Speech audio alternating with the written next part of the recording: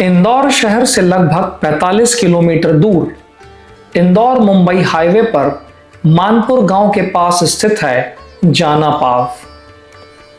विंध्य पर्वतमाला की एक पहाड़ी पर मौजूद यह स्थल अपनी ऐतिहासिक मान्यताओं के कारण काफी प्रचलित है। इस स्थान को भगवान परशुराम जी की जन्मस्थली माना जाता है। इस अति प्राचीन स्थान का वर्णन पुराणों में भी मौजूद है। इस स्थान पर कभी ऋषि जमदग्नि का आश्रम व गुरुकुल हुआ करता था, जहां पर सुदूर प्रांत से आए हुए उनके शिष्य शिक्षा प्राप्त करते थे। एक मान्यता के अनुसार एक बार राजा कर्तवीर अर्जुन ऋषि जमदग्नि के आश्रम में आया और कामधेनु गाय को देखकर उसे अपने साथ ले जाने की जिद करने लगा।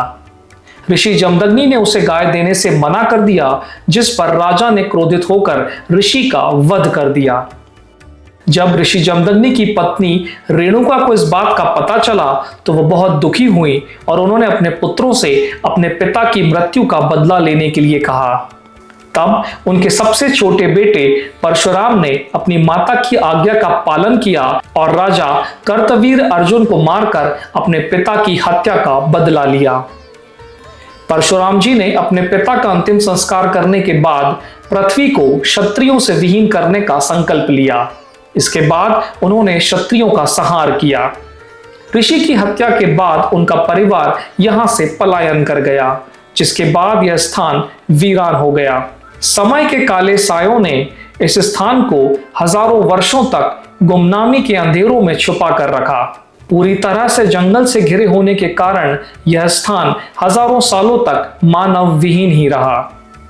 वर्षों पहले हाईवे और मानपुर घाट बनने के बाद जब इस स्थान पर चहलकदमी शुरू हुई, तब इस स्थान को पुनर्जीवित करने की मांग उठने लगी।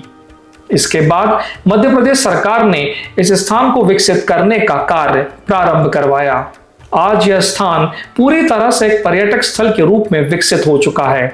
इसी जाना पाव को चंबल नदी का उद्गम स्थल भी माना जाता है, जिसका पौराणिक वर्णन कालिदास की रचनाओं में भी मिलता है। उस समय इसे चर्मण्यवती के नाम से जाना जाता था। वही चंबल नदी जिसके बीहड़ और वहां पर पलने वाले डाकुओं के किस्से आपने जरूर सुने होंगे। अपनी प्राकृतिक सुंदरता के कारण यह स्थल प्रकृति प्रेमियों में काफी लोकप्रिय है।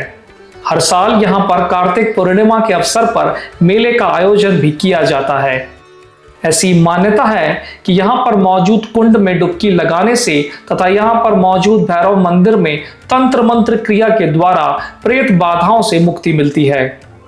बहरहाल मान्यताएं जो भी रही हों, प्राकृतिक सुंदरता की दृष्टि से और धार्मिक महत्व के कारण जाना पाव का अपना एक विशिष्ट स्थान है।